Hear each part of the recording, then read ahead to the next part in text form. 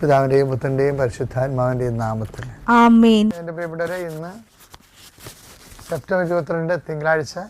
അമ്മേ പരിശുദ്ധമ്മേ, അമ്മേ പരിശുദ്ധമേ, ദൈവമാതാവേ, ദൈവമാതാവേ, കൃപാസനത്തിലൂടെ ഞങ്ങൾക്കും ഞങ്ങളുടെ ദേശത്തിനും അമ്മ മധ്യസ്ഥം തേടി തന്ന എല്ലാ അനുഗ്രഹങ്ങൾക്കും കൃപകൾക്കും ഞങ്ങളിപ്പോൾ ഹൃദയം നിറഞ്ഞ നന്ദി പറയുന്നു. അമ്മേ പരിശുദ്ധമ്മേ, അമ്മേ പരിശുദ്ധമേ, ദൈവമാതാവേ, 2004 ഡിസംബർ 7 ഉച്ചകഴിഞ്ഞ് 2:30 കൃപാസനത്തിൽ സംഭവിച്ച അമ്മയുടെ പ്രത്യക്ഷപ്പെടലിനെ കുറിച്ച് തിരുസഭയ്ക്ക് സമർപ്പിച്ചിരിക്കുന്ന പഠനരേഖകളുടെ മേൽ സഭാത്മകമായ പഠനം ആരംഭിക്കുവാൻ ഞങ്ങൾ പ്രാർത്ഥിക്കുന്നു. അമ്മേ പരിശുദ്ധമേ, ഭൂസ്വർലോകങ്ങളുടെ രാജ്ഞിയായ അങ്ങേയ്ക്ക് ഭൗമ സംരക്ഷണത്തിനായി പ്രപഞ്ചപ്രകൃതിയെ തന്നെ തിരുസഭ പ്രതിഷ്ഠിക്കുവാൻ ഈ പ്രത്യക്ഷീകരണം വഴി ഇടയാക്കണമേ. പരിശുദ്ധമ്മേ, ജപമാല മാതാവേ, സകല കൃപാസനം പ്രാർത്ഥനകളോടും ചേർത്ത് ഞങ്ങളിപ്പോൾ പ്രാർത്ഥിക്കുന്ന ഈ കുടുംബത്തിന്റെ പ്രത്യേക നിയോഗം.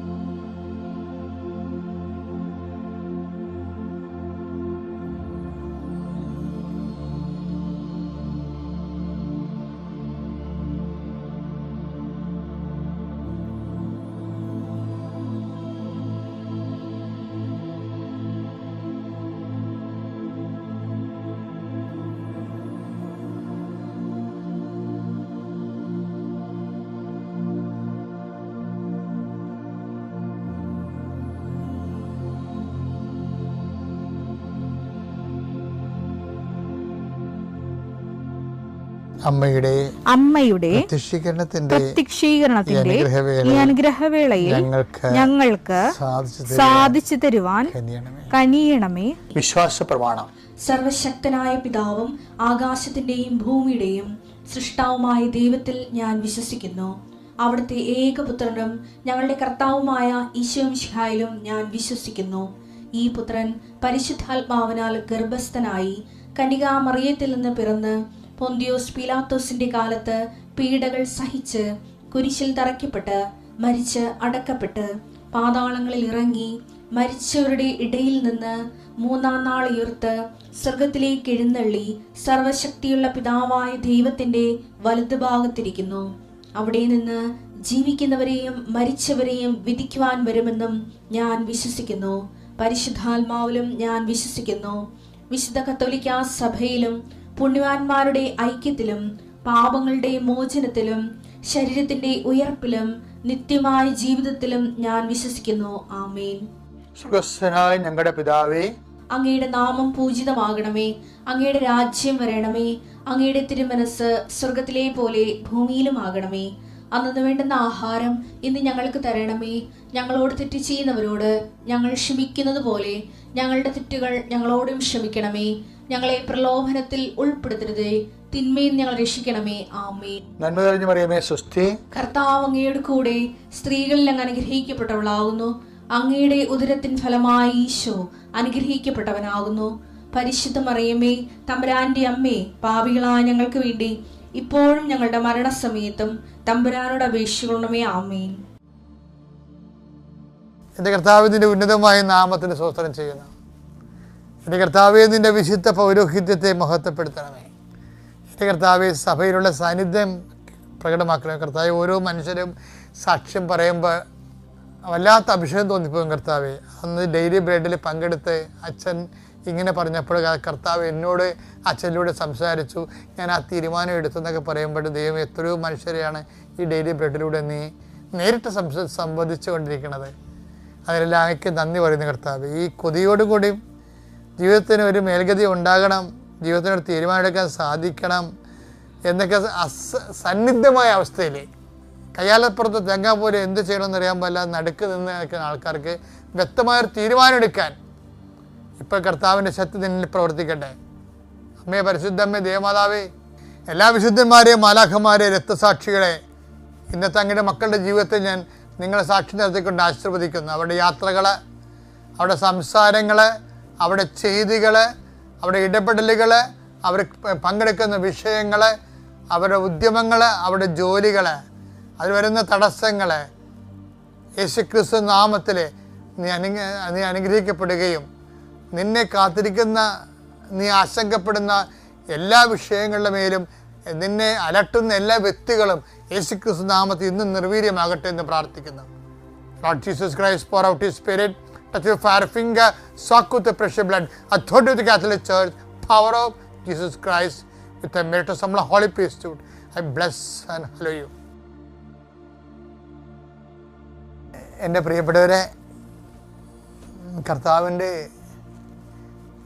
ചില വചനങ്ങൾ ജീവിതത്തിൻ്റെ പല മണിച്ചിത്ത താളുകളെയും പൊട്ടി തുറക്കുന്നതാണ്. അതായത് ഞാൻ എപ്പോഴും ഇടയ്ക്ക് ശ്രദ്ധിക്കണത്,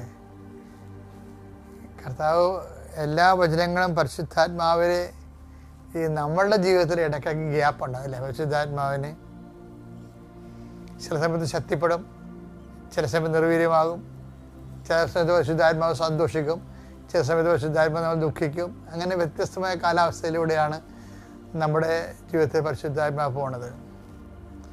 പക്ഷേ യേശുവിൻ്റെ ജീവിതത്തിൽ എപ്പോഴും പരിശുദ്ധാത്മാവിൻ്റെ ഒരു ആനന്ദത്തിലാണ് കൂടുതൽ. പരിശുദ്ധാത്മാവിൻ്റെ പ്രവർത്തനങ്ങൾ എപ്പോഴും ഒരു ആനന്ദത്തിൻ്റെ അവസ്ഥയിലായിരിക്കും. നമ്മൾ യേശു തമ്മിലുണ്ടാകുന്ന ഒരു വ്യത്യാസം അതാണ്. അപ്പോൾ നമ്മളെപ്പോഴും പ്രാർത്ഥിക്കേണ്ടത്, യേശുവെ, അങ്ങയുടെ ഉള്ളിൽ പരിശുദ്ധാത്മാവ് കൈവരിച്ച നിലയെന്ന് പറയണത് ആനന്ദത്തിൻ്റെ നിലയാണ്. കാര്യം എന്ത് കാലാവസ്ഥയായാലും ക്രിസ്തുവിൻ്റെ ഉള്ളിൽ ഒരു ആനന്ദം എപ്പോഴും നിലനിൽക്കുമായിരുന്നു. അതുകൊണ്ട് ഈശോ പറയും, ഞാൻ നിങ്ങൾക്ക് തരുന്ന സന്തോഷം ആരും നിങ്ങളിൽ നിന്ന് എടുത്തു കളയത്തില്ലെന്ന് പറയണത് ഈശോ എടുത്തു കളയാൻ പറ്റാത്ത ആനന്ദം സ്വന്തമായിട്ട് അവന് അനുഭവിച്ചത് കൊണ്ടാണ് അങ്ങനെ പറയണത്. അപ്പോൾ നമ്മുടെ മുമ്പിൽ ഒരു സാധ്യതയുടെ ഒരു വാതിലങ്ങ് തുറക്കുകയാണ്. എന്താണ്? എടുത്തു കളയാൻ പറ്റാത്ത ഇപ്പം ഒരു ആനന്ദം നമ്മൾക്കും അനുഭവിക്കാനുള്ള സാധ്യതയുടെ വാതിൽ ഈശോയാണ് മനുഷ്യരാശി തുറന്നിട്ടത്. ഇതിനെക്കുറിച്ച് പൗലോസ് അപ്പോസ്തലനും ഇതേ ആനന്ദം അനുഭവിച്ചിട്ടുണ്ട്. പൗലോസും ചോദിക്കത്തില്ലേ, ആപത്തിനോ വാളിനോ ആർക്ക് യേശുക്രിസ്തുവിൻ്റെ സ്നേഹത്തിൽ നിന്ന് എന്നെ പിന്തിരിപ്പിക്കാൻ കഴിയും എന്ന് വെച്ച് കഴിഞ്ഞാൽ, ഞാൻ നിങ്ങൾക്ക് തരുന്ന സന്തോഷം ആപത്തോ വാളോ പട്ടിണിയോ എടുത്തു കളയത്തില്ലെന്ന് പൗലോസ് അപ്പോസ്തലൻ പറയുന്നതും, അപ്പം അപ്പോസ്തലികമായ സ്പിരിച്വാലിറ്റിയുടെ മുഖമുദ്രകളെന്ന് പറയുന്നത് ഈ മൗലികമായ ആത്മീയമായ ആനന്ദമാണ്. കാലാവസ്ഥകൾ മാറി മറിഞ്ഞാലും ഇതൊരു ക്രിസ്ത്യൻ സാധ്യതയാണ്. യോഹന്നാൻ 16:22. അതുപോലെ ഇപ്പോൾ നിങ്ങളും ദുഃഖിതരാണ്, എന്നാൽ ഞാൻ വീണ്ടും നിങ്ങളെ കാണും, അപ്പോൾ നിങ്ങളുടെ ഹൃദയം സന്തോഷിക്കും. നിങ്ങളുടെ ആ സന്തോഷം ആരും നിങ്ങളിൽ നിന്ന് എടുത്തു കളയുകയുമില്ല. ഈ സന്തോഷത്തിൻ്റെ ഒരു പ്രശ്നം വെച്ച് കഴിഞ്ഞാൽ, സന്തോഷത്തിന് എടുത്തു കളയാൻ വേണ്ടി കുറേ നെഗറ്റീവ് പവേഴ്സ് ഉണ്ടേ. അത് ആ നെഗറ്റീവ് പവേഴ്സിനെ കുറിച്ചാണ് ഈ റോമ 8:35 പറയണത്. ക്രിസ്തുവിന്റെ സ്നേഹത്തിൽ നിന്ന് ആര് നമ്മെ വേർപെടുത്തും? ആരും നിങ്ങൾ എടുത്തു കളയത്തെന്ന് പറയുമ്പോഴാണ് ഇതാണ്. ആരും വേർപെടുത്തത്തില്ല, എടുത്തു കളയത്തില്ല, വേർപെടുത്തത്തില്ല. ആര് നിങ്ങളെ വേർപെടുത്തും? ക്ലേശമോ അപ്പൊ ക്ലേശമാണ് ഒരു ഏജന്റ്. ഇതാണ് ദുരിതമോ പീഡനമോ പട്ടിണിയോ നഗ്നതയോ ആപത്തോ വാളോ. റോമ 8:32 വായിച്ചേ. എന്തെന്നാൽ മരണത്തിനോ ജീവനോ ദൂതന്മാർക്കോ അധികാരങ്ങൾക്കോ ഇക്കാലത്തുള്ളവയ്ക്കോ വരാനിരിക്കുന്നവയ്ക്കോ ശക്തികൾക്കോ ഉയരത്തിനോ ആഴത്തിനോ മറ്റേതെങ്കിലും സൃഷ്ടിക്കോ നമ്മുടെ കർത്താവായ യേശുക്രിസ്തുവിലൂടെയുള്ള ദൈവസ്നേഹത്തിൽ നിന്ന് നമ്മെ വേർപെടുത്താൻ കഴിയുകയില്ലെന്ന് എനിക്ക് ഉറപ്പുണ്ട്. ഞാൻ നിങ്ങൾക്ക് തരുന്ന ആനന്ദം ആരും നിങ്ങളിൽ നിന്ന് എടുത്തു കളയത്തില്ല. അപ്പം അങ്ങനെ എടുത്തു കളയാതിരിക്കാൻ വേണ്ടി എന്താ ചെയ്യേണ്ടത്? എടുത്ത് കളയാതിരിക്കാൻ വേണ്ടി ചെയ്യേണ്ടത്, ഇപ്പം എടുത്തു കളയാൻ പറ്റിയ ആൾക്കാരെ കണ്ടിട്ടില്ലേ? ആപത്ത്, വാള്, ആക്ഷേപങ്ങൾ, ഇതൊക്കെ ഈ സന്തോഷം കളയുന്ന പരിപാടിയാണ്. പക്ഷേ ക്രിസ്തുവുമായിട്ട് നല്ല സ്നേഹത്തിലാണെങ്കിൽ, ഇതാണ് അപ്പോസ്തലിക ആനന്ദം എന്ന് നമുക്ക് പറയാൻ പറ്റണത്. ഇത് കർത്താവ് മനുഷ്യരാശി തുറന്നിട്ട പുതിയ ആനന്ദത്തിൻ്റെ വാതിലാണ്. ലോകത്തിലുള്ള എല്ലാ സന്തോഷവും കുറച്ച് കഴിയുമ്പോൾ കാലം എടുത്തു കളയും. ഒന്നിലെ കാലം എടുത്തു കളയും. കാലമാണ് ഇതിൻ്റെ എല്ലാം എടുത്തു കളയും. ഇപ്പം പട്ടിണി, ആപത്തും വാളെന്നൊക്കെ പറഞ്ഞാലും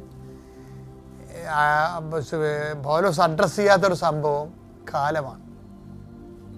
കാലം ഇങ്ങനെ പഴകും തോറും ആനന്ദത്തിൻ്റെ പവർ കുറഞ്ഞുകൊണ്ടിരിക്കും.